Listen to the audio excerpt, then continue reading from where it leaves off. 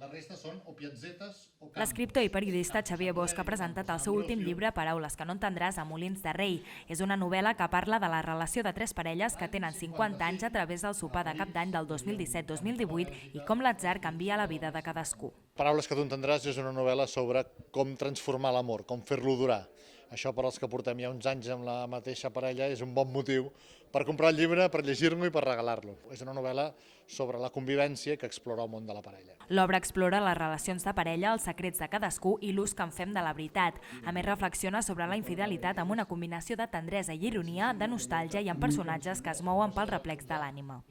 Paraules que tu entendràs és també un dels versos d'una de les cançons de desamor més conegudes i versionades del món. Xavier Bosch ha explicat que prové de Ne me quitte pas, del belga Jacques Brel. Per altra banda, també ha explicat que la fotografia de la portada del llibre és de Toni Moreno. En aquest cas, l'escriptor va escollir la piazzetta San Marco de Venècia, on es troben dues columnes, entre les quals ha recomanat no passar-hi perquè els venecians diuen que dona mala sort. Així, Bosch presenta una novel·la en què les mentides, la rutina, l'avorriment i el matrimoni són els responsables tant de les infidelitats com de fer durar l'amor. Al voltant de Paraules que tu entendràs, que és el llibre que hem vingut a presentar